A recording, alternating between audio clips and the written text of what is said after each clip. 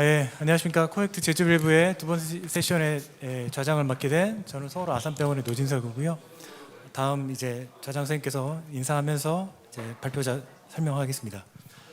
두 번째 세션의 첫 번째 발표인 저희 용인 세브란스 병원의 장대성 선생님께서 My first experience of TAVI, the first step is always the hardest에 대해서 발표해 주시겠습니다. 부탁드리겠습니다. 안녕하세요. 소개 말씀 감사드립니다.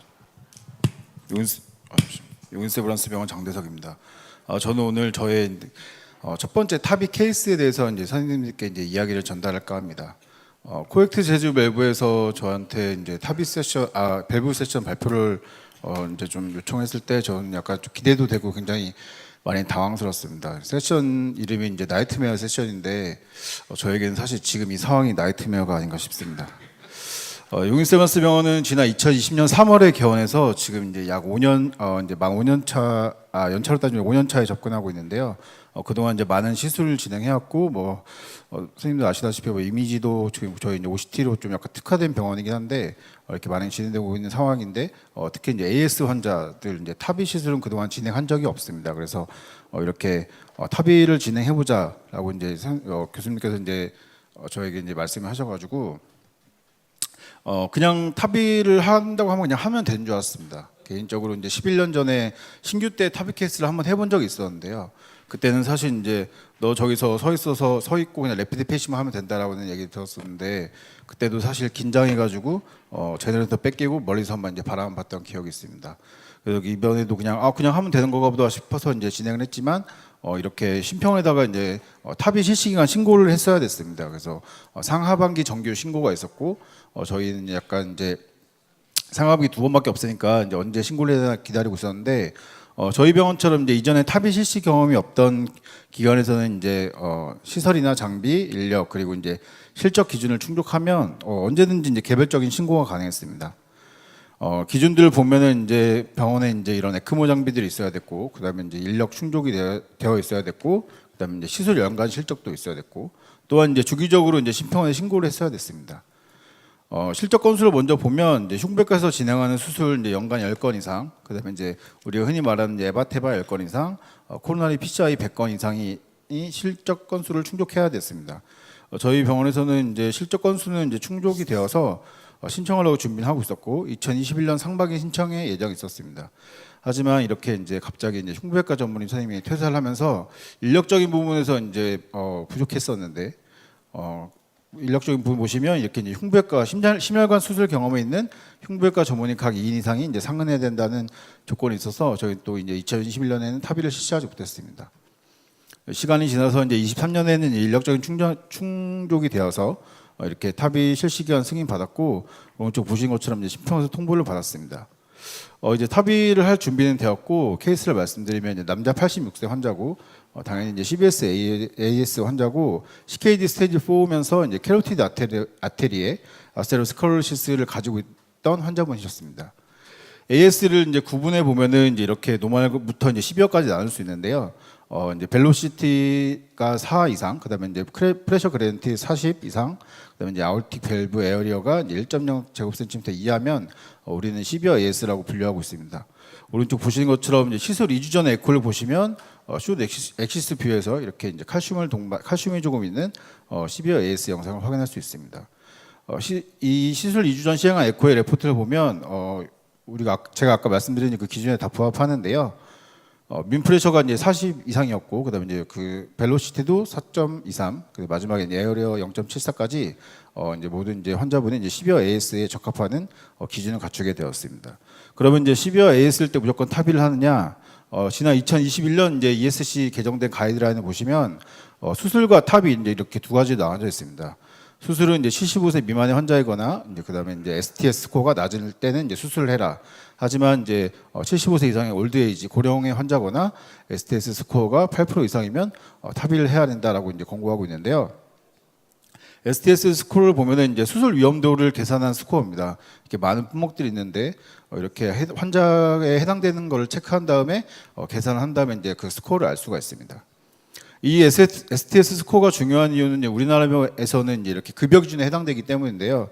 물론 이제 만 80세 이상일 경우에는 이제 자동적으로 급여가 되지만 또한 이제 80세 이상이 아닐 경우 STS 스코어가 8% 이상인 고위험군일 때, 그리고 이제 흉부외과에서 판단했을 때 이분은 도저히 이제 수술이 불가능하다라고 판단했을 때는 급여를 받을 수 있습니다. 또한 이제 4에서 8%가 스코어 나왔을 때는 이제 환자 부담률, 본인 부담률이 50%고 4% 미만인 저위험군에서는 본인 부담률 80%로 이제 선별급여로 적용하고 있습니다.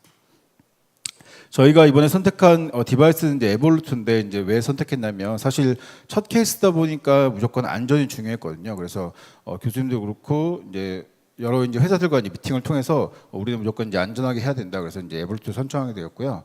두 번째도 안전입니다. 그래서 이제 시술 과정이나 시술 시간 이제 최소화를 위해서 이제 선택을 했습니다. 셀프 익스펜더블이기 때문에 이제 프리발룬이 필요 없던 환자긴 했습니다. 그래서 프리발룬을 안 하고 혹시 모르 이제 만약에 발룬을 하게 되면 이제 그런 칼슘들이 밀어나면서 이제 럽처가 생길 수 있는 컴플리케이션도 있기 때문에 그런 걸 이제 방지했고, 밸브를 디플로이하다가 이제 혹시 모르 이제 그런 것 때문에 리캡처가 가능한 이제 그 에볼루트를 선택했습니다. 마지막으로는 사실 이제 세브란스에서 같이 이제 고용욱 교수님 오셔서 이제 프로젝트 오셔서 진행했는데 고용욱 교수님께서 이제 에볼루트가 낫지 않겠냐 이렇게 먼저 권고하셔가지고 저희는 이걸로 결정했습니다. 바스큘라 액세스를 보시면 이제 CT 상에서도 칼슘이 많이 심하진 않고요. 다이아메타도 저희 디바이스들이 이제 진입하기에는 굉장히 용이했기 때문에 트랜스페머럴로 진행했습니다. 그 또한 코로나리 옵스트럭션에 대한 문제가 있는데, 보신 것처럼 이제 그 발살바 다이아미터도 30mm 이상으로 괜찮았고, 사이언스 하이트도 10mm 이상으로 옵스트럭션에 대한 문제는 리스크는 줄일 수 있었습니다. 페이션트 에볼루에이션 크리테리아를 보면 이렇게 이제 애뉴루스 이제 페리메타 등 이제 사이너스 발살바 등 사이즈를 보면 저희들 부합하는 이제 에볼루트 프로 이제 29mm 디바이스를 선택하였고, 시술은 이제 라이트 주글라 벤으로 먼저 이제 템포러리 리드를 넣었고, 그 이후에 이제 프리 프레셔를 쟀습니다. 동영상이 잠시만요, 죄송합니다.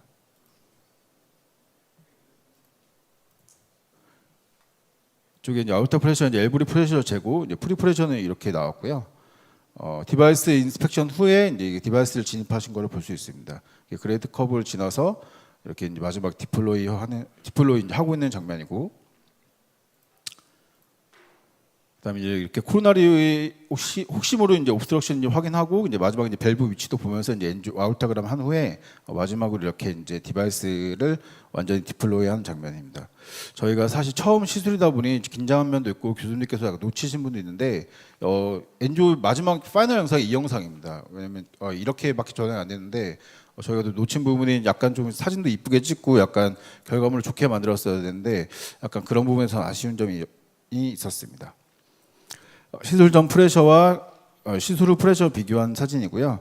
오른쪽 보시면 T 상에서 이제 이렇게 엑시스뷰로 이제 확인했는데 파라벨뷸라 리그는 이제 없는 것을 확인했습니다. 그리고 이제 3일 뒤에 에코 팔로업 했는데 에코 팔로업에서도 이제 벨로시티나 이제 다른 이제 민 프레셔, 그다음에 이제 에어리어까지 좋아진 것을 확인했고, 시비어 AS에서 이제 마더레이트 AS로 이렇게 좋아진 것을 확인했습니다. 첫 번째 시술 후에 이제 이렇게 프록터 교수님과 이제 이렇게 피드백도 받고, 그다음에 이제 성공적인 이제 시술을 마친 후에 이제 이렇게 기념사진 찍었는데요. 유명한 만화에서 보인 것처럼 그 첫 번째 사진은 이제 저희가 첫 번째 탑의 시술에 모든 힘을 써서 이유에서 그런지 두 번째 시술은 없었습니다. 지금까지. 이유는 사실 또 흉부외과 전문의 선생님들이 2명 다 모두 병원에 그만두셔가지고 이 이후에 케이스를 지금 하지 못하고 있는 상황입니다. 이제는 사실 이제 25년 하반기 때는 이제 인원이 충족돼 가지고 이제 시술을 할 수 있다고 하시더라고요. 그래서 제가 겪었던 경험에 비추어 보면 사실 첫 번째는 무조건 안전인 것 같습니다. 안전이 가장 중요한 것 같고, 그런 이제 안전을 위해서는 이제 우리가 이제 기본부터 천천히 한 단계씩 하는 게 매우 중요한 것 같습니다. 또한 이제 인력 충전이 완료되면 하트팀이 이제 충분한 의사소통을 통해서 환자의 이제 안전을 위해서 이제 시술하는 게 중요할 것 같고, 마지막으로 이제 제목과 주제와 같은 내용인데 이렇게 한 단계씩 첫 단계를 저희가 시술로 성공적으로 끝냈으니 다음 두 번째 환자부터는 더 성공적인 마무리가 되지 않을까 싶습니다. 경청해 주셔서 감사합니다. 네, 장대 선생님 발표 잘 들었습니다.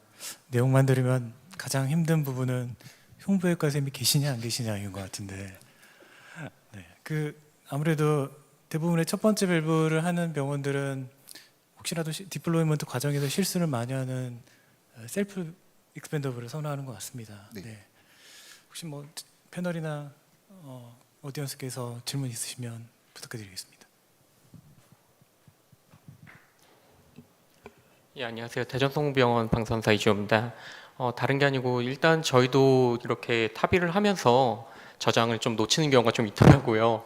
아무래도 좀 긴장도 하기도 하고 저장한다고 하더라도 버튼을 저희가 누르기 전에 플로로스 해하기 전에 교수님들이 막 발음하는 경우도 있긴 한데 예, 그 첫 케이스 하나 고생하셨고 저 개인적으로 궁금한 거는 저희 병원 현재 AR 인덱스를 따로 안 재고 있긴 한데 혹시라도 AR 인덱스를 몇으로 감소시켜야 이게 정확하게 잘 됐다라고 판단하는 건지 좀 궁금해서 아니면은 그 저희 좌장쌤들한테도 한번 질문을 해보고 싶었습니다. 네. 저희도 사실 이번에는 처음이다 보니 뭔가 준비가 좀 미흡하고 그리고 또 갑자기 또 케이스가 잡혀가지고 인덱스는 제재 않았는데 혹시 뭐 여기 경험 많은 선생님 계시면 코멘트 한번 부탁드리겠습니다. 죄송한데 아까 전에 그 슬라이드 프리포스트 한번 네. 보여주시면 뭐 안 재는 건 아니고 계산을 안 한 겁니다. 네네네. 그리고 이게 이런 모든 제 생각에 이런 프로시저의 타겟은 마일드라고 생각합니다. 어떠한 뭐 데피니트한 기준은 없죠. 그게 칼슘이 많다면 마일드 모더레이트도 예상하고 들어가는 거니까요. 근데 요거는 환자의 어네토미에 따라서 오퍼레이터 결정해야 된다고 생각하고요. 여기서 이제 요 수치 나온 것 가지고 계산하면 되는 거니까 안 잰 건 아니죠. 근데 제가 하나 말씀드리고 싶은 거는 프리에서 지금 프레셔 그랜트를 쟀는데 어떻게 쟀는지 모르겠지만 에어타와 LV의 페이지가 맞지 않습니다. 요거는 약간 저는 좀 지양해야 된다고 생각하는 게 아마 인젝터에 있는 프레셔를 모니터링 했을지 모르겠지만 꼭 베이스라인도 재실 때 에어타 LV의 페이지를 맞춰서 재기를 좀 추천드립니다. 지금 포스트는 비교적 페이지가 맞는데요. 네네. 프리즌 페이지가 안 맞아서 플러시를 다시 하시던가 아니면 어떤 라인을 바꾸셔서 측정하시길 바라겠습니다. 그리고 요즘에 그 여기 프레저 그랜트를 잴 때 보시면 이게 요즘에 예전에는 다 피크 투 피크로 많이 네. 쟀었는데 요즘에는 에어리로도 많이 재거든요. 네. 대부분 기능을 제공하고 있으니까 그런 방법을 좀 써보시면 좋을 것 같고 시술하는데 얼마나 걸렸나요? 저희 첫 할 때 한 5시간 6시간 했던 기억이 있는데 한 2015년 정도에 저희가 이제 오래 걸리시나요? 환자분이 2시 오후 2시에 들어오셨는데 네. 나간 시간은 사실 4시 전에 나가셨거든요. 사실 오래 걸리진 않았는데 저한테는 사실 굉장한 부담이었어가지고 저는 한 며칠 걸린 것 같습니다. 사실. 진짜 고생하시는데 예전보다 요즘에는 제너럴 안 걸고 요즘에 미니멀리스트로 많이 하기 때문에 요즘은 시간은 많이 줄어든 것 같습니다. 근데 아까 보니까 그 템포라리를 아마 저글라 쪽으로 이렇게 네. 넣은 것 같은데 네. 좀 불편함 같은 건 없었나요? 요즘에 모르겠어요. 다른 병원 저도 많이 가보진 않았지만 대부분 페모랄 아트를 이용해가지고 많이 이용하는데 아마 이렇게 좀 사이트가 되게 멀어가지고 그래서 저희가 처음에 페모랄로 했었던 것 같은데 네. 그런 부분들도 같이 상의를 하셔가지고 네. 좀 더 개선하면 좀 더 좋지 않을까 그런 생각이 좀 드네요. 감사합니다. 그 주글라로 혹시 한 이유를 알고 계시나요? 사실 제가 갑자기 지금 생각이 안 나가지고 예. 죽을 하는 이유가 있거든요.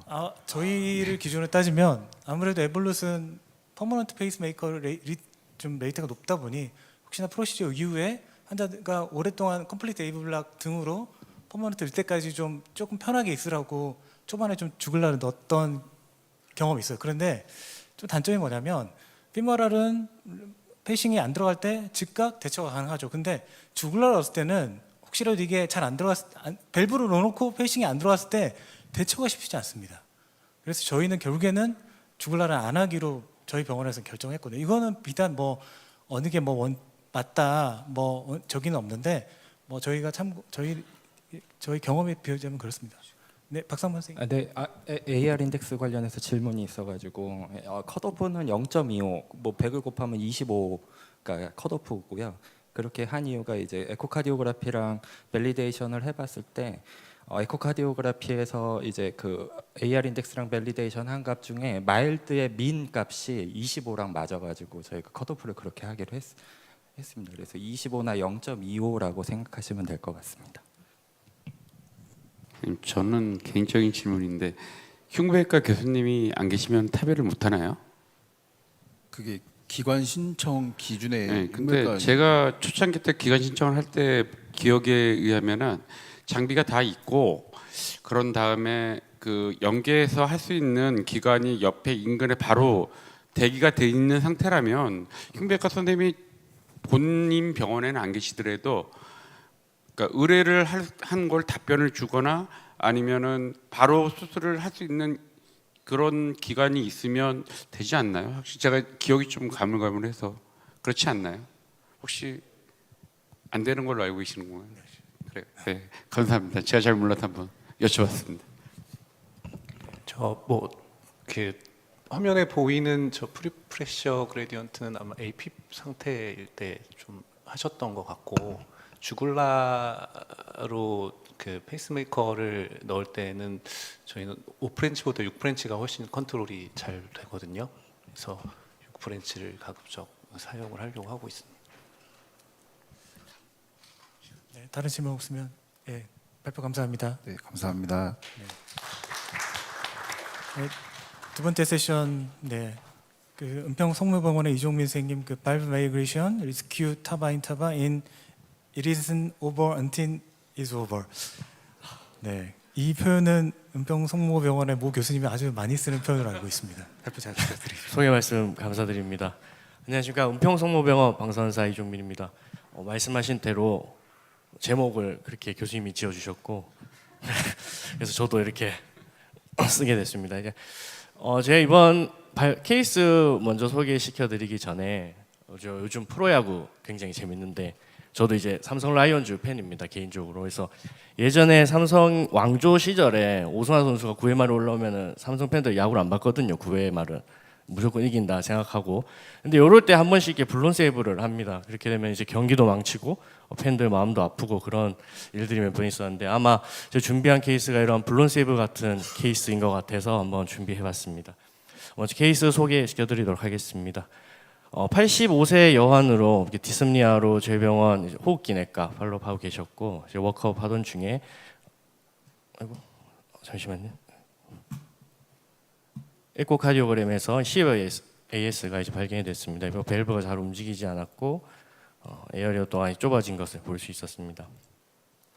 수치상으로 10회 AS였고 또 환자의 나이도 많았기 때문에 저희 다학제 컨퍼런스를 통해서 타비를 하기로 결정이 됐었고요. 이니셜 EKG에서는 AFib 말고는 별다른 소견 없었고 체스트도 비교적 깨끗한 편이었습니다. CT 분석에서도 이렇게 아orta 루트 자체에 칼슘도 적었고 앵글도 심하지 않았기 때문에 잘 될 거라고 생각했고 트랜스피모랄 어프로치 하기에도 칼슘이 좀 있긴 했지만 루멘이 확보되어 있기 때문에 트랜스피모랄로 준비를 했습니다. CT 분석상에서도 코로나리 하이트도 괜찮았고 애뉴러스에 칼슘이 조금 없다는 것을 제외하면은 특별한 부분은 없었던 걸로 생각합니다. 또 이게 양쪽 회사에서 사이즈 차이가 있었는데 저희가 애뉴러스 맥스 사이즈가 26이었고 또 칼슘이 되게 적었기 때문에 또 SLV 다이메터도 30으로 여유가 있다 생각해서 에볼룻을 선택을 했었고요. 이렇게 맥마치하에 플랜을 잡고 진행을 했습니다. 프리타입 CAG에서도 연세에 비해서 굉장히 코로나리는 괜찮으셨고 저희가 생각한 대로 착척 잘 진행이 됐습니다. 그래서 거의 한 40분 정도 만에 밸브를 이제 풀어냈었고 AR 인덱스 또한 31로 이제 만족스러운 수치를 얻었기 때문에 이제 파이널 엔지오를 하고 프로시저를 마무리하기로 했습니다. 근데 이때 이제 교수님이 기록지 쓰시려고 이제 조정실에 잠깐 들어가셨고 저희 펠로우 쌤이 정리하는 도중에 꼭 이렇게 와이어가 안 빠진다고 얘기를 하는 거였습니다. 그때 이때 이제 저희가 조금 더 집중을 했어야 되는데 카테타를 이렇게 두고 와이어를 당기는 도중에 밸브가 아우터로 마이그레이션이 됐었습니다. 급하게 교수님한테 말씀을 드렸고 금방 시해양 엔지오그램에서 완전히 이제 밸브가 애뉴러스로 바깥으로 빠져나온 것을 확인했고요. 제가 이게 끝나고 나서 이렇게 밸브가 마이그레이션이 되는 리스크 팩터들이 뭐가 있는지 좀 찾아봤었는데 여기 인수가 좀 작긴 했습니다. 80명 정도의 인수를 가지고 있는 거였지만 셀프 익스펜더블 타비를 했을 때 SD 정션 하이트가 23.8mm보다 좀 높거나 애뉴러스와 LVOT의 레이쇼가 0.96보다 작으면 이제 위험성이 조금 높다라고 나왔었는데 저희 이 환자에게는 크게 해당 사항이 되지 않았었고 EF가 낮은 하트페일러 환자 근데 였지만 이 환자는 이제 EF가 50이 넘었기 때문에 해당되진 않았습니다. 그래서 12 아울티 리거지테이션도 없었고 호리전탈 아우터도 아니었습니다. 그러니까 저희가 해당되는 부분은 셀프 익스펜더블을 사용했던 부분과 애뉴러스의 칼슘이 조금 적었던 부분 부분이었습니다. 그래서 저희가 생각했을 때 하지만 가장 큰 문제는 이렇게 와이어에 이제 밸브가 걸려서 빠졌던 부분이었는데 끝나고 나서 제가 이렇게 시뮬레이션을 몇 번 해봤습니다. 근데 와이어가 단순하게 이렇게 스트레스에 걸렸다고 해서 걸리거나 이렇게 밸브를 빼낼 만큼의 힘이 받지 않았었고 이게 몇 번 이렇게 해본 결과 한쪽 스트러스를 통해 들어간 와이어가 다른 스트러스를 통해서 다시 들어갔을 때 밸브가 이렇게 낚싯대처럼 탁 당겨질 수 있는 정도의 힘을 얻은 걸 확인을 했고 여기 굉장히 저희 펠로쌤이 어려운 걸 해냈고 굉장히 불운한 그런 케이스였던 것 같습니다. 이렇게 밸브가 마이그레이션이 되게 되면은 이제 매지먼트가 몇 가지가 있었는데 저희 아오르타를 보통 날아가게 되면은 환자 바이탈을 좀 잡은 상태로 이게 두 번째 밸브를 임플란테이션을 한다는 사실을 알게 됐습니다. 그래서 저희도 CS 콜을 한 후에 두 번째 밸브를 넣기로 준비를 했습니다. 이렇게 밸브가 날아가고 이제 교수님이 오셔가지고 이제 카테타를 깊게 이제 거의 앞에까지 넣은 다음에 이제 살살 달래고 있었습니다. 그때 와이어가 빠지면서 밸브가 살짝 돌면서 조금 더 위로 튀어 올랐습니다. 그래서 이쪽에서 둥둥 떠다니는 거 보고 굉장히 무서웠고요. 이제 와이어를 완전히 제거하고 두 번째 밸브를 위해서 LV 와이어링을 했습니다. 이때 저희도 이제 와이어와 카테타가 너무 스무스하게 들어갔기 때문에 당연히 센트라이제이션이 됐다고 생각을 했었는데 여기 나중에 보게 되니까 이제 AL 카테타가 들어가면서 밸브가 조금 따라 들어가는 것을 나중에 알게 됐었습니다. 그래서 두 번째 밸브를 넣었을 때 어센딩 부분에서 더 이상 진입이 되지가 않았었고, 근데 저희도 이때까지는 모르고 이제 CT 상에서 뭐 아무런 그게 없었기 때문에 이건 좀 힘 좀 주면 들어가겠다 하고 밀고 있었습니다. 근데 그때 이제 옆에 계셨던 지금 김태원 선생님께서 이게 노즈코 모양이 좀 이상하다 해서 저희가 이건 바깥으로 들어갔구나라고 판단했고 이제 밸브를 회수를 했습니다. 이제 운이 좋게도 회수가 잘 됐고 더 이상 밸브도 더 마이그레이션이 되지 않는 상태여서 두 번째로 이번에는 피그테일을 이용해서 이 커브를 이용해서 센트라이제이션을 했습니다. 이제 영상에는 저희도 급한 마음에 저장을 하지 못했지만 살짝 빼서 이제 밸브 안에서 피그테일을 돌리면서 센트라이제이션을 완전히 확인을 했고 두 번째 밸브를 이렇게 들어갔는데 이때 저희가 두 번째 밸브가 첫 번째 밸브를 자연스럽게 이렇게 밀면서 들어갔었습니다. 그래서 보통은 이렇게 스네어로 잡고 많이 하셨던데 저희는 이제 자연스럽게 위치가 조정이 됐기 때문에 여기서 풀기로 결정을 했고요. 코로나리 오스트럭션이 좀 위험을 저희는 가장 크게 생각했었기 때문에 중간중간 NGO를 하면서 확인을 했었습니다. 그래서 밸브를 완전히 임플란테이션 했었고 에코 상에서도 피부에일이나 AR 소견이 보이지 않았고 파이널 NGO를 했습니다. 그래서 피그테일을 빼고 검사를 했더니 이게 좀 플로어가 좀 약한 보인 것 같아서 다시 넣고 파이널 NGO를 찍었고 코로나 플로어가 IC가 좀 약하긴 하지만 이제 플로어는 유지되는 걸 확인하고 시술을 마칠 수 있었습니다. 다음날 시행한 에코상에서도 밸브 위치도 괜찮은 걸 확인했고 PVL이나 AR이 없었기 때문에 잘 위치하고 있다라고 생각을 했고 코로나 플로우가 조금 걱정이었는데 계속 카디악 마크도 팔로우를 했을 때 수치가 떨어진 거 확인했고 에코상에서도 올모션이 없었기 때문에 환자 잘 회복하고 퇴원해서 이제 외래를 잘 다니고 계십니다. 어제 케이스를 준비하면서 생각했던 게 이게 이제 2루타 치고 세레머니 하다 이제 주루사 당한 그런 장면인데요. 보네드 플레이라고 많이 하는데 저희도 이게 너무 저희가 생각한 대로 착착 진행됐다 보니까 마지막에 좀 집중력을 잃어가지고 이렇게 보네드 플레이를 좀 했던 것 같습니다. 그래서 요기베라 선수가 얘기했던 것처럼 끝날 때까지 끝난 게 아니다라는 생각을 다시 한번 했고 플래닝상 완벽한 탑인이 있어도 저희가 실제로 프로시저를 하면서 잘 될 수도 모든 게 잘 되는 탑은 없다는 걸 다시 한번 느꼈습니다. 그래서 저희 팀도 좀 더 집중력을 갖고 안전을 위하면서 할 수 있는 계기가 됐던 것 같습니다. 부족한 발표 들어주셔서 감사합니다. 이종희 선생님 좋은 케이스 소개해 주셔서 감사합니다. 제가 하나 질문 여쭤 건데 그 픽테일 뺄 때 와이어는 어떤 와이어를 쓰시는지? 저희 원래는 테르모 스팁 와이어 써서 제거하고 있습니다.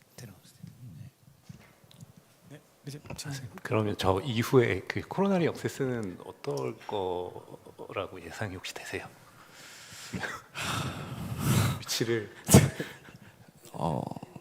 사실 뭐 판단은 이제 교수님이 하시는 거지만 사실 조금 알고 싶지 않은 부분도 있기도 하고 그래도 뭐 SOV가 컸기 때문에 괜찮지 않았을까라고 생각이 들고 있습니다. 리액세스는 불가능하지 않을까요? 예.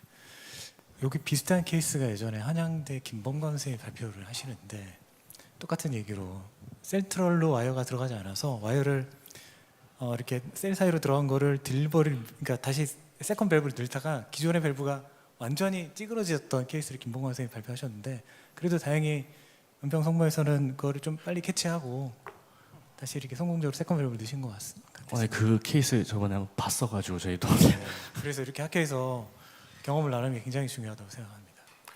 저도 질문 하나 있는데 아까 메인 그 LED 메인 보니까 플로가 좀 느려져서 나중에 그 확인 한번 프록시말 쪽에 메인 쪽에 한번 보셔야 될 것 같고요. 그거는 이제 확인하시면 되고 만약에 그 퍼스트 디바이스가 안 내려갔으면 어떻게 하는 게 가장 좋은 방법인지. 안 따라 내려갔을 때 네네. 그때는 저희도 나중에 한번 찾아봤었는데 그 스네어 사용해가지고 이렇게 밀어 넣어서 고정을 시키고 하는 걸로 알고 있습니다.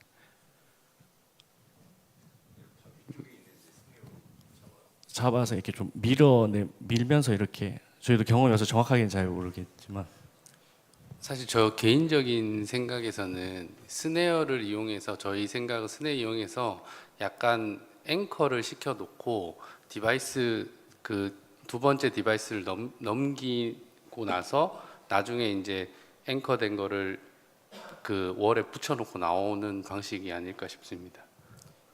저희 병원에서도 이런 경우가 좀 많이 있었거든요. 보통 그 밸브 마이그레이션은 보통 한 1% 정도 발생을 하는데 저희 병원 케이스 많다 보니까 특히 이쪽 케이스에서 많이 그랬었는데요. 대부분 이제 지금 위에 첫 번째 퍼스트 밸브를 위로 좀 잡아서 스네어로 잡아가지고 위로 올리는 이유는 이 밑에 이제 메쉬가 코로나리 아트리를 막을 수가 있거든요. 너무 아래쪽으로 내려가면 그래서 그걸 서로 간섭을 막기 위해서 그리고 또 두 개가 겹쳐져 있으면 조금 더 이 밸브가 두 번째 세컨 밸브가 기능을 제대로 할 수도 없고 그래서 조금 더 두 개를 마이그레이션 시키기 위해서 위로 좀 잡아 당기는 그런 목적이 있다고 알고 있고요. 그리고 아까 보니까 이 잡아 당길 때도 이렇게 왼쪽에 있는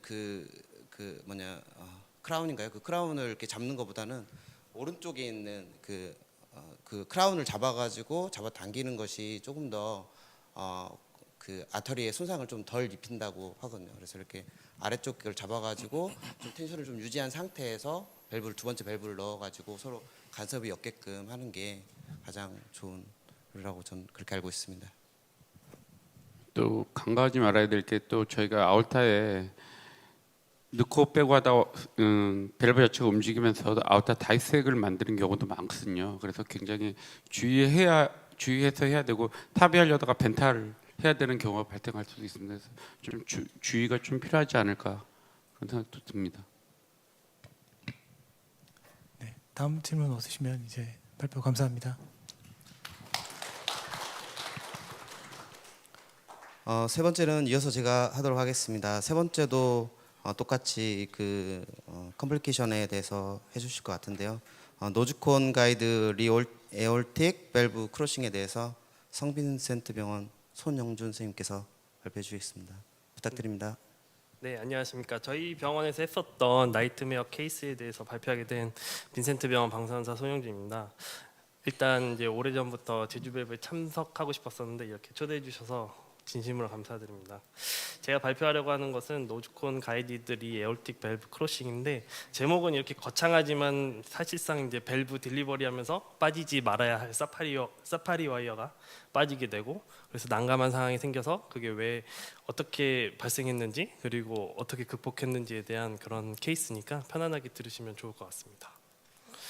네, 첫 번째 케이스입니다. 여자 91세로 디스니아로 내원하셨고 과거력에는 DM, 하이퍼텐션이 있었고 2017년도에는 모더레이트 AS, 2021년도에는 모더레이트 MS를 동반한 시비어 AS 진단받으셨고 그리고 22년도에는 퍼시스턴트 AF 진단받으셨습니다. STS 스코어는 11.5%로 하이리스크였고 니아 클래스는 3였습니다. 체스트 AP에서는 AP로 이제 심장 확대가 됐음을 감안해도 카디오 메갈리 소견이 있었고요. EKG를 보게 되면 이레귤한 전형적인 AFib 소견이 있었고, 좀 의아스러운 게 이분은 전에부터 이제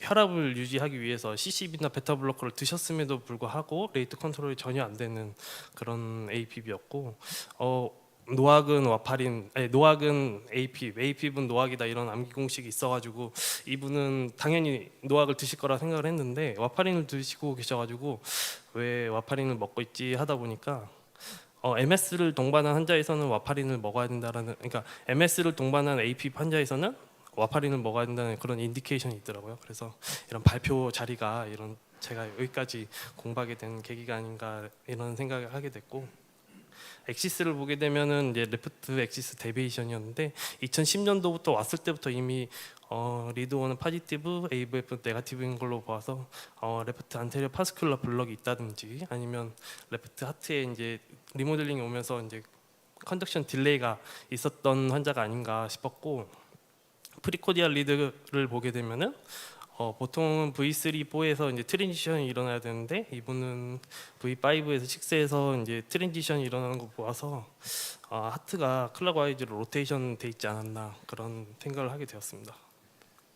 에코를 보게 되면은 EF는 71.9%로 노멀 레인지였고, Vmax는 4.02, 그리고 민 프레셔 그레디언트가 34.66mm 머큐리, 그리고 에어리어가 0.84로 시비어 AS 진단받았고 하이퍼트로피를 동반한 LVH 소견이었습니다.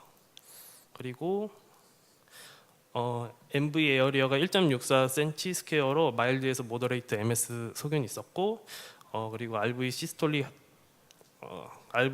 프레셔가 42mm 머큐리로 폴모너리 하이퍼텐전 소견이 있었습니다.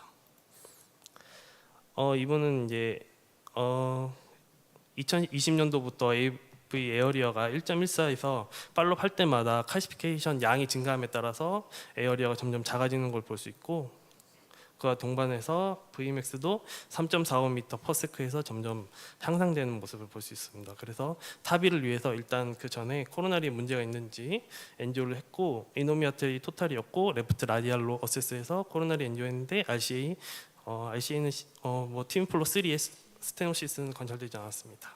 레프트 역시 팀플로 3의 스테노시스는 관찰되지는 않았습니다. 그래서 타비를 위해서 CT 분석을 의뢰를 하려고 양 회사에다가 보냈는데, 저희 타비에 있어서는 저희 삼성과 애플 격인 이제 에드워드 메드트로닉 둘 다 보냈고, 이런 수치들이 이제 뭐 파라미터들이 애널러스가 조금 스몰 애널러스인 것 외에는 뭐 밸브 임플란테이션 하기 위해서 뭐 SOV나 아니면 ST 정전 다이메타나 하이트 등등이 뭐 크게 문제는 없었고, 두 회사를 비교하면 약간 모션이 있어가지고 아티팩트가 있어가지고 매저에 오차가 있을 수도 있었고, 그리고 두 회사의 매저 방식에 따라서 약간의 오차는 있지만 서로 큰 차이는 없었고요. 하이트도 역시 밸브 넣는데 큰 이상은 없었고, 역시 임플란테이션 앵글 두 개 회사 좋고, 메드트로닉 같은 경우는 코플라나 뷰나 니어 코플라나 컷의 오버랩 뷰나 니어 컷의 오버랩 뷰의 다양한 선택지의 옵션을 줬다는 점, 그리고 칼슘의 양이라든지 이런 분포도 이런 걸 볼 수 있었습니다.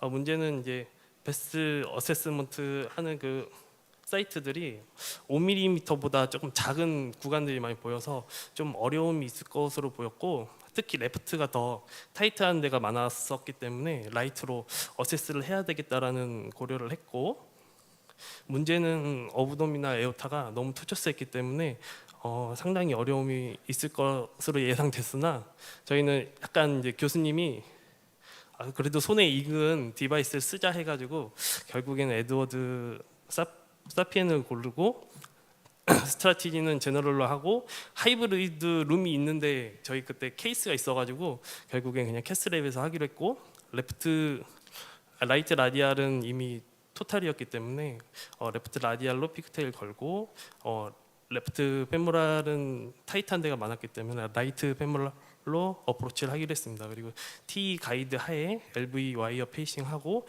그리고 탑이 하기 전에 여차하면은 PTA까지 고려를 하기로 했고, 그래서 저희는 애널러스가 304.5mm 스퀘어여서 사피엔 3 울트라 20mm로 하기로 했습니다. 역시나 035 와이어로 올렸는데 이렇게 베일했고 014로 익스체인지에서 했는데 페너트레이션 돼가지고 일단은 PT를 하기로 했습니다. 그래서 3에 40으로 번론하고 그 다음 035로 바꾼 다음에 6에 40으로 번론하고 넣는데 이시스가 안 올라가서 7에 40으로 한 번 더 했습니다. 그래도 이시스가 안 올라가서 8에 40으로 한 번 더 번론을 해주고 그래도 안 올라가서 9에 40으로 이제 점점 한 사이즈씩 올렸는데 그래도 이시스가 이렇게 통과가 되질 않더라고요. 이렇게 쭉 미는데 올라갈 듯 하면서도 이제 결국에는 넘어가질 않아서 한 번 더 잘 넘어가기 위해서 일단은 스탠팅을 안 넘어가니까 스탠팅을 하게 했고 그다음 어전티브 번론 한 번 더 하고 그러고 나서 한 번 더 미는데도 이시스는 절대 안 올라가더라고요. 그래서 이제 메인 오퍼레이터인 교수님이 아기의 손이 이제 점점 딸리니까 이제 주니어 스텝이 한번 쭉 밀었는데 이시스가 어느 정도 한 3분의 2 정도 가량 통과돼서 이때 그러면 이제 진행을 하자 해가지고 이 정도 이제 3분의 2 정도 이제 올라가게 돼서 바로 이어서 이제 프로시저를 진행하게 됐습니다. 에어토그램 하고 암플라츠 1에 스트레이트 와이어 익스체인지 하고 저희가 이제 사파리 와이어를 넣었는데 레코딩이 안 돼 있더라고요. 그래서 이건 제가 합성한 영상인데 약간 이런 느낌으로 있지 않았을까 싶습니다. 그러고 나서 밸브를 올리는데 역시나 아까 그 스텐트 있었던 데에서 또 걸려가지고 올라가진 않았고 이때도 주니어 스텝도 했는데 이게 힘이 너무 붙였는지 올라가질 않았고 옆에 젊고 건장한 남자 간호사가 있는데 그 친구가 거의 뭐 뒤도 안 돌아보고 있는 것 미니까 이렇게 조금씩 올라가더니 결국엔 이렇게 쭉 하다가 갑자기 이렇게 넣었다가 쭉 올라가는 상황이 생겨가지고 저희는 이때 이제 뭐 거의 다 끝난 것처럼 막 박수치고 막 환호하고 그랬는데 이제 넣으려고 이제 팁을 보니까 사파리 와이어가 이렇게 뒤로 빠져가지고 교수님도 당황해서 이게 넣으면은 이렇게 들어가나 하고 이렇게 넣었는데 이게 들어가겠냐고요. 그래서 결국에는 이거 어떡하나 싶어가지고 고민했는데 이게 왜 발생했냐면은 저희가 너무 톨처스에서 밀어버리니까 서로 저항이 걸려가지고 이렇게 뒤로 밀리는 게 아니었나 그런 생각도 들고 저희가 하이브리드 룸에 있음에도 불구하고 그때 케이스가 있어서 이제 캣방에서 하다 보니까 스무 디텍터여서 이런 사파리 와이어를 같이 보면서 프로시저를 못했던 게 좀 화근이 아니었나. 그리고 이분이 프로미넌트 LVH여가지고 약간 챔버가 사이즈가 작아서 그런 와이어가 빠지지 않았나 그런 생각이 들었습니다. 그래서 이 난처한 상황을 우리는 어떻게 해야 될 것이며 그리고 리트라이브 밸브를 하게 되면은 새로운 밸브가 나와야 된다고 하더라고요. 그러면 코스트의 문제도 있을 수도 있고 그리고 리트라이브 아무 컴플리케이션 없이 저희가 리트라이브를 할 수 있는지에 대한 그런 의구심도 있었고 다시 또 그 PTA를 했었던 그 사이트를 다시 지나서 올릴 수 있는지 그런 의구심이 들어가지고 일단은 그대로 진행하기로 했습니다. 그래서 사파리 와이어 여기 있는 상태로 그냥 밸브 넣었고 노즈콘 가이디드 해서 사파리 와이어를 빼고 스트레이트 와이어를 운이 좋게 이제 앵글 맞춰가지고 넣었는데 바로 또 들어가가지고 그 상태로 바로 밸브를 밀어 넣었습니다. 밀어 넣고 다시 또 와이어로 바꾼 다음에 페이싱 하에 엔지오그램 하고 이제 임플란테이션 하고 에올토그램 했는데 다른 코로나리 옵스트럭션 없이 잘 끝났습니다. 에코에서도 파라밸브 리케이지 없이 잘 끝났고 그래서 이런 그 파라밸브 리케이지 없어가지고 잘 끝마쳤었던 케이스입니다. 두 번째 케이스입니다. 두 번째 케이스도 역시 똑같이 사파리 와이어 있는 채로 에드워드 밸브 올리는데 끝에 와가지고 결국에는 빠져서 이러지도 저러지도 못하는 상황이 생겼는데 이때는 왜 그랬는지를 생각해 보면은 저희가 메인 오퍼레이터가 이렇게 캣방은 다 이렇게 서 있을 거라고 생각을 하는데 메인 오퍼레이터가 이렇게 밸브를 올리고 있을 때 여기 뒤에 있는 이제 주니어 스텝이 와이어 팁을 봐준다든지 아니면은 옆에 있는 어시스트 서는 선생님들이 봐준다든지 뭐 하면서 이렇게 서로 협업을 맞춰가지고 할 거라고 생각하는데 그때 저희가 아이스라는 초음파를 처음 하게 돼서 주니어 스텝은 이 아이스로 이 사파리 와이어를 잘 보고 싶어가지고 계속 돌리고 있었고 이 친구도 요걸 잘 보고 싶어가지고 계속 잘 신기하니까 요걸 보고 있었다가 결국에는 이것만 쳐다보고 있다 보니까 교수님은 잘 있는 줄 알고 밀어넣다 보니까 결국에는 이렇게 빠지게 되는 상황이 생겼더라고요. 그래도 한번 경험이 있었던지라 그렇게 당황하진 않으시고 그냥 한번 또 다시 그렇게 해보자 해가지고 했는데 또 역시 운 좋게 또 잘 들어가가지고 이 상태에서 사파리 와이어 익스체인지 해가지고 바로 밸브 넣고 끝마쳤습니다. 엔듀어 했는데 역시 옵스트럭션 없었고 파라이벌브 리케이지 없어서 끝마쳤던 케이스입니다. 결론입니다. 그래서 이런 밸브가 빠졌을 때는 밸브 삽입할 때는 어시스트는 무조건 사파리 와이어가 잘 위치할 수 있도록 잘 고정해야 되고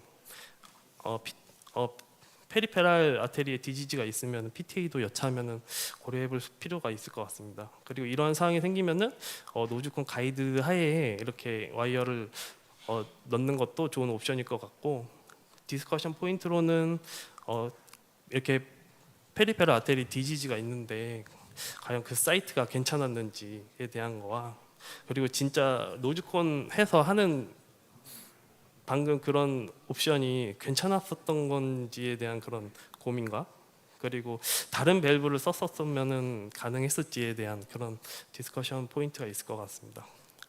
경청해 주셔서 감사합니다. 손영준 선생님께서 노즈콘 가이드 하에 리와이링한 어려운 케이스에 대해 설명해 주셨는데요. 이거에 대해서 혹시 질문이나 코멘트 있으면 네? 그 아까 그 케이스 피모랄 그 벌룬 해서 계속 안 올라가서 네네.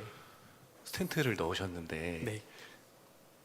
스텐트를 넣으면은 좀 오히려 더 안 좋은 올리는 데 더 어려움이 있을 것 같은 생각은 들거든요. 그래서 네네. 그렇게 일단 하셔서 조금 의아했고 그다음에 그 마지막에 아이스 하셨던 케이스에 그 페이스메이커 리드가 어디 이상한 데로 하나가 떨어져 있었던 것 같은데 혹시 아이스를 조작하시면서 리드를 좀 건드셨던 건 아닌가요? 네, 그런 건 아니고 이분은 원래 페이스메이커를 하고 계셨던 분이었는데 이제 오랫동안 지속 리드가 페이스메이커도 오래되고 리드도 오래돼서 뭐 빼고 한 게 아니고 새로 추가로 또 다른 혈관으로 해서 추가로 삽입했던 거라 이렇게 리드가 좀 많아 보이는 제너레이터 하나 더 있었네. 네네. 예. 네네. 그 LV에서 와이어가 빠지는 경우는 그렇게 흔한 일은 네, 흔한 일은 아니라고 얘기는 있는데 들었습니다. 보통 이제 세컨이나 서드가 보통 이제 우리가 디바이스를 넣거나 뺄 때 우리가 항상 LV에 사파리 와이어가 잘 있는지 꼭 확인을 하거든요. 저희들은 나름대로 이제 오랜 경험에 의해서 몇 번 빠지다 보니까 이제 한번 빠지게 되면 되게 이제 어려운 상황에 직면할 수 있거든요. 보통 이렇게 바로 들어가면 문제가 되지 않지만 이렇게 와이어가 다시 리와이어링이 다시 되지 않은 경우에는 우리 뭐 메트로닉 발론 같은 경우에는 다시 뒤로 빼가지고 다시 AL1 해가지고 다시 리와이어링 할 수 있는 찬스가 있지만 사파리나 아니면 뭐 다른 밸브 같은 경우에는 그냥 그 위에다가 다시 펼쳐야 되는 상황이 생길 수도 있거든요.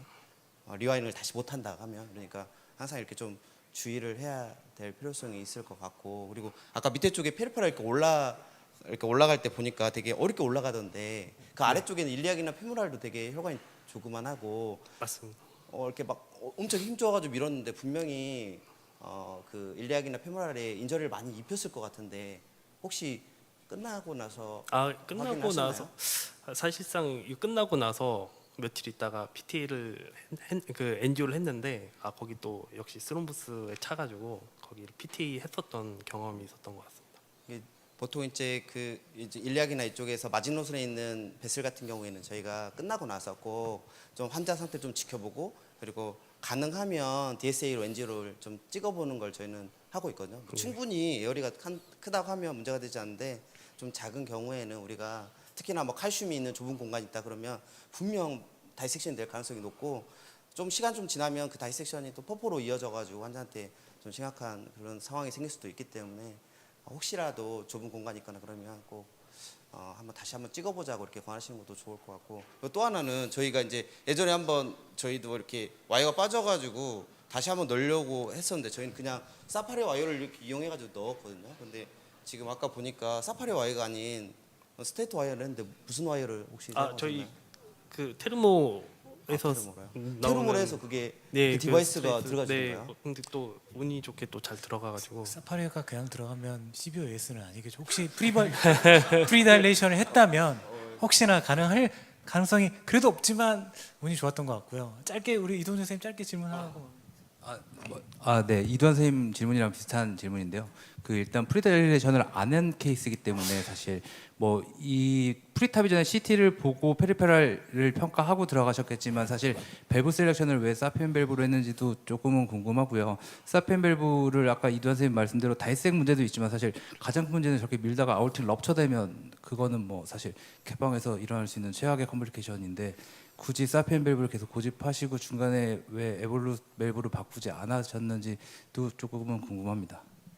네, 저희 에볼루션 그때 당시에는 사피엔을 불렀기 때문에 아마 시간상 여유진 않았을 거고 저희가 사피엔 쓴 거, 그러니까 사피엔 쓴 거는 제가 교수님한테도 여쭤봤는데 손에 익어서 좀 이거 그래요. 이런 에볼루 자리에서 발표자에게 왜 이거 선택했냐라는 질문 안 했으면 좋겠습니다. 백선생 선생님 질문입니다. 네. 그거는 저기 손영희 선생님이 그걸 하고 싶어서 했겠습니까? 그런 질문은 지양했습니다. 예, 마지막.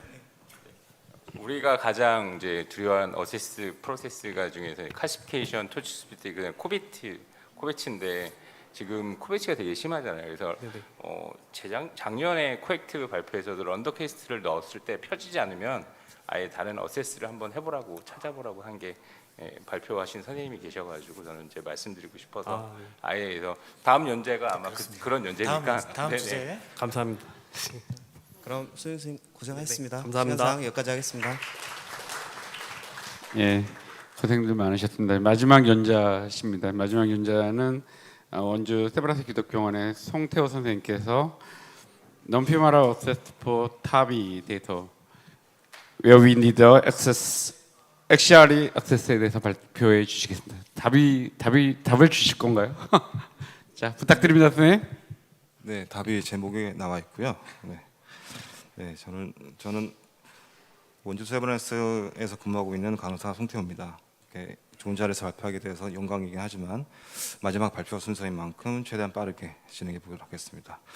현재 타비 시술 시 디바이스 사이즈 때문에 페모랄 사용할 수밖에 없는데 그걸 사용할 수 없을 때 어떻게 극복할 수 있는지에 대해서 말씀을 드려볼까 합니다. 저희는 경험은 얼마 되지 않았습니다. 2022년부터 다비를 시작했고 그때는 세교과가 시술에 동시에 참여를 하였습니다. 마취과가 캣방에 와서 전신 마취를 하고 심초음파 파트에서 TE를 삽입하면 이제 중재 시술 파트에서 배설 펑처를 하면서 시술을 시작하는데요. 하지만 현재는 마취과와 심초음파 도움 없이 중재 시술 파트에서만 독립적으로 시행하고 있고 이것은 TE는 아이스로 대체를 하였고 전신 마취는 프로포폴 사용한 진정요법으로 대체하기 때문에 가능한 일이었습니다. 네, 케이스 보시겠습니다. 디스니아를 주옷으로 내원한 91세 여환으로 10여 AS 진단 하에 타비를 진행하기로 하였습니다. CT에서 양쪽에 페모랄 아테리에 12여 칼시피케이션이 관찰이 되고 스테노시스도 보이고 베이슬 다이아미터도 3.9, 3.7, 2.9 뭐 이렇게 해서 되게 좋습니다. 요 CT를 본 순간 2022년에 그 악몽 같은 케이스가 떠오르는데 이 케이스를 잠깐 보면 이분도 84세 여환으로 12여 AS 진단에 타비를 진행하기로 했는데 CT 상에서 칼시피케이션이 굉장히 심하고 베이슬 다이아미터 크진 않지만 이 정도는 뭐 할만한 사이즈다라고 판단을 해서 일단 타비를 진행하기로 했고 라이트 페모럴 아테리오보다는 레프트가 더 앵귤레이션이 더 좋기 때문에 레프트로 진행을 하려고 했는데 쉬스조차 이제 패싱이 되지 않아서 라이트로 크로스오버를 했는데 라이트에 또 스테노시스가 보였기 때문에 라이트 쪽에 이제 벌룬을 한번 먼저 시행을 해줬고, 네, 그래서 디바이스를 진입하기로 했는데 디바이스가 진입하지 않았습니다. 그래서 힘 조금 주어서 이제 밀어보려고 했었으나 좀 느낌이 좀 이상해서 찍어봤더니 베스 럽처가 생겨서 바로 응급 오피로 들어갔던 케이스입니다. 다시 본 케이스로 돌아오면 페모럴 아테리 엔지오상에서 시비얼 칼시피케이션이 보이고 뭐 스테노시스 조금 보이긴 하는데 그 전과 같은 악몽이 떠오르기 때문에 어떻게 할까 고민을 하다가 악실러리 아테리를 사용하기로 하였습니다. 2022년에 악실러리를 통한 케이스 리포트가 있어서 이거 찾아서 공부도 했고, 다행히 이분의 악실러리 아테리도 엔지오상에서는 혈관 크기도 적당하고 스테노시스도 없어서 네, 베슬로는 좋아 보입니다. 그래서 결론적으로 이분의 접근은 양쪽 라디알, 양쪽 페모랄 그리고 악실러리까지 펑처를 하기로 했습니다. 악실러리 접근 시 가장 중요한 포인트는 악실러리는 그 페모랄 아테리처럼 손으로 둘러서 지혈을 할 수가 없기 때문에 쉬스 체인지를 하거나 디바이스 진입을 할 때 블리딩 컨트롤을 어떻게 할 것인가가 매우 중요합니다. 그래서 지혈을 위해 벌룬을 사용할 건데 문제는 벌룬을 사용할 때 벌룬을 몸 밖으로 뺐다가 다시 진입시키면 벌룬을 하면 그 시간도 오래 걸리고 그 사이에 블리딩 이슈도 발생할 위험성이 크기 때문에 그래서 벌룬을 근처에 위치시켜서 하는 게 중요합니다. 그래서 이제 벌룬을 악실러리 오스 근처에 진입을 시킬 건데 그 진입하기 전에 먼저 그 기찻길을 깔듯이 레일을 먼저 깝니다. 레일을 까는 거는 이제 라디알 쪽에서 와이어를 먼저 진입을 시킨 다음에 페모랄 쪽에서 그 와이어를 스네어링하고 그 와이어를 따라서 벌룬이 들어갑니다. 그래서 양쪽에 그러니까 결국 라디알과 페모랄 양쪽에 와이어가 연결이 돼 있고 양쪽과 페모랄 쪽에 연결이 돼 있고 양쪽 끝에 모스키토로 고정을 해 놓은 다음에 벌룬을 이쪽에 이제 고정을 시켜 놓고 빠른 진입을 위해서 이제 준비 단계를 하는 거고요. 엑셀을 펑처를 해야 되는데 펑처는 이제 엔지오 가이디드 하고 소노도 보면서 와이어 가이디드, 어차피 와이어가 지나가 있기 때문에 와이어 가이디드로 엑셀을 펑처를 하고, 네, 지금부터 이제 벌룬을 계속 했다가 풀었다가 할 겁니다. 벌룬을 해서 지혈을 하다가 디벌룬을 하면서 와이어를 통과시키면서 이제 그 디바이스가 들어갈 그 길을 만들어 놓고 엔지오를 찍어서 이제 밸브 위치 확인하고요. 이제 밸브만 잘 들어가면 됩니다. 밸브 벌루닝 하면서 14프렌치 쉬스 진입하고요. 벌룬하고 다시 디벌룬 하면서 디바이스가 들어갈 겁니다. 네, 디바이스 들어가고 엔지오 영상 보면서 네, 스텐트 디플로이 하면서 이제 파이널로 디플로이 하기 전에 위치 확인하고 파일 영상에서 코로네도 막히지 않고 디바이스 위치도 좋고 아주 만족스럽습니다. 프레셔 커브도 좋고요. 근데 문제는 악실러리 아테리에서 그 프리스처를 해놓았던 프로글라이드가 말을 듣지 않습니다. 어떻게 할까 고민을 하다가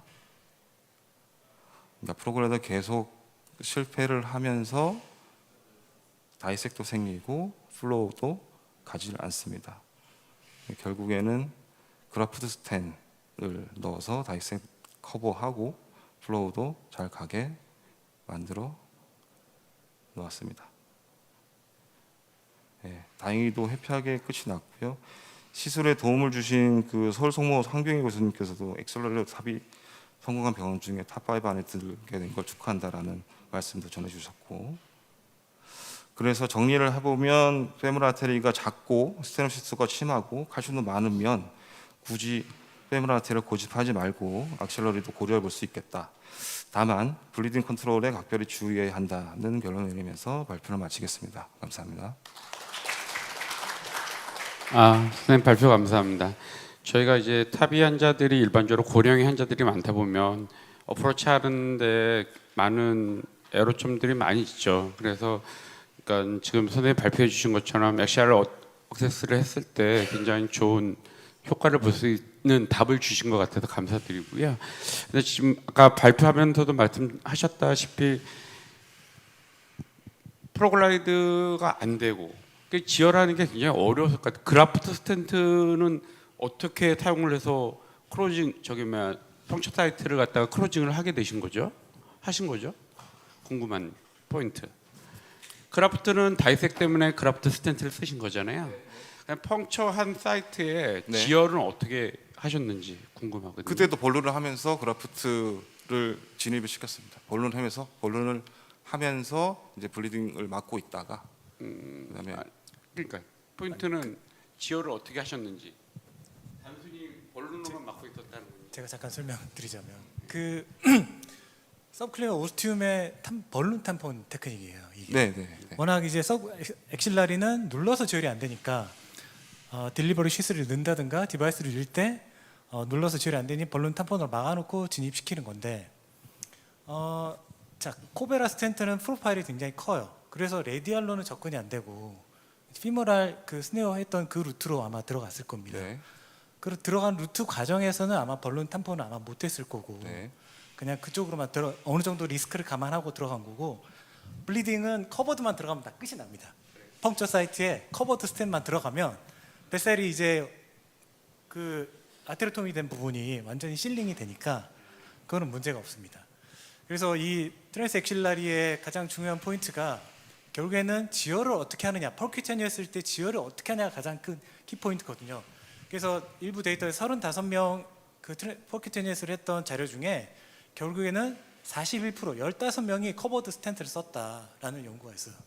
그래서 펄큐테니스한 엑실러리가 좋긴 하지만 이런 커버드 스텐트까지 거의 이제 할 각오하고 써야 되지 않겠냐 이 생각입니다. 선생님, 박수천 선생님. 네, 일단 트랜스 엑셀러리 할 때 가장 고려해야 되는 게 이제 지혈도 중요하지만 눌러지지가 않으니까 지혈도 중요하지만 이제 거기가 브라키알 플렉시스 신경총이 지나가기 때문에 그런 것도 이제 주의해서 하셔야 되는 건 고려해야 될 것 같고요.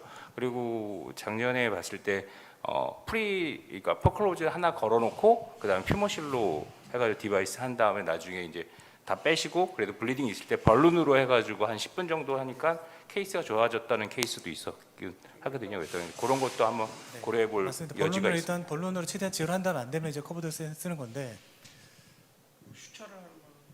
이제 그렇게 하려면 아예 이제 그 펄큐테니스가 아니라 이제 오픈해서 하는 방법도 있습니다. 이제 서지컬 컷다운해서 트랜스 엑실라리 하는 방법도 있고요. 저희 병원에서는 그런 어려움이 있어가지고 아예 처음부터 이제 저희도 이런 여러 가지 고민을 했었거든요. 근데 결국에는 저희가 컬리케이션이 너무 많이 발생할 것 같다고 판단을 해서 저희는 엑실라리로 할 때는 오픈으로 해가지고 CS랑 하이브리드로 해서 하고 있거든요. 그러면 확실히 깔끔하고 저희가 뭐 크게 걱정하지 않아도 CS 도움만 받는다 하면 좋을 것 같아요. 엑실라리로 할 것 같으면. 근데 저희 보면은 이제 지금은 이제 맨파워가 많이 탑이 할 때 프로시저 할 때 많이 들어오지는 않잖아요. 옛날에 초창기 할 때는 마치가 선생님 두 분 들어오시고 에코 봐주시는 선생님 그리고 너스 RT 그리고 퍼스트 세컨 한 6, 7명씩 막 들어와가지고 이제 프로시저 참석을 하다 보니까 우리가 또 간과하지 말아야 될 게 그 어큐틱하게 심내막염이 오는 환자들이 갑자기 생기는 경우도 좀 있거든요. 그러면은 환자를 잃을 수가 있어서 그것도 그 프로시저 방에 너무 많은 사람들이 들어온 것도 조금 조정이 필요할 것 같다는 생각이 좀 가끔 들 때가 있습니다. 딱 하나 제가 궁금한 거는 저희는 트랜스 엑실라는 아니지만 중요하게 생각하는 게 펑처의 테크닉 같거든요. 정확한 펑처 위치와 이 엑실라리가 세그먼트가 3개로 구분되는데 혹시 어느 부분에 어떻게 펑처를 하는 게 좀 더 도움이 되는지 혹시 설명 부탁드려도 될까요? 뭐 그거는 뭐 근데 펑처를 하는 게 저희는 펑처를 할 때 소노를 많이 쓰니까 소노 가이드에서 펑처를 많이 하고 아까 같은 경우에는 와이어가 들어가 있기 때문에 그 와이어 따라서 하면 될 것 같습니다. 하진 않았지만 자료를 보다 보면 서울대에서 이동준 선생님 계실지 모르겠지만 아마 굉장히 고생했던 케이스가 있었을 거예요. 그게 펑처를 너무 이제 어큐트하게 꽂으면 모든 디바이스가 쉬스도 안 들어가지만 잘 안 들어갑니다.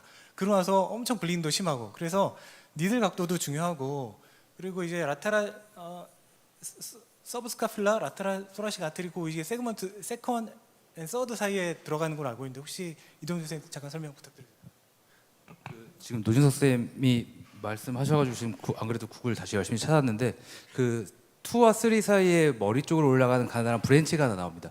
그 브랜치 기준 사이로 뒤쪽으로 펑처를 하라고 돼 있는데 사실 그 뒤쪽이 저희가 만져보면 요 그 스카플라 포인트 뒤쪽 이 어깨 견갑골 포인트 쪽보다 약간 앞이거든요.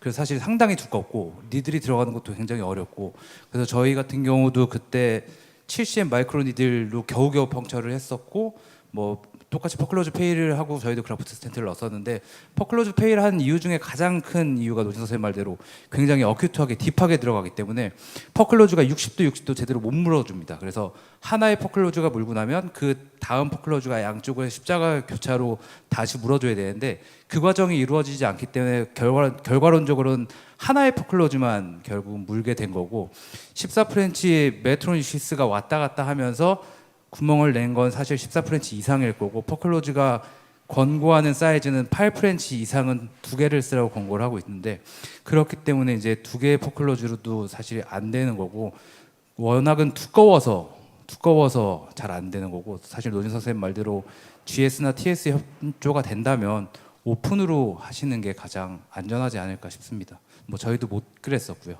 시간이 짧지만 마지막으로 서울 성모가 이 트랜스 엑실라를 가장 많이 하는 것 같은데 혹시 서울 성모에서 간단한 뭐 어떠한 이런 팁이 있다면 네 그렇죠. 뭐 그러면 뭐 그거는 다음에 하는 걸로 하겠습니다. 그렇게 하죠. 예, 자 늦은 시간까지 참석해주신 여러 회원님들, 선생님들 감사드리고요. 패널 선생님, 자장 선생님들 감사드립니다.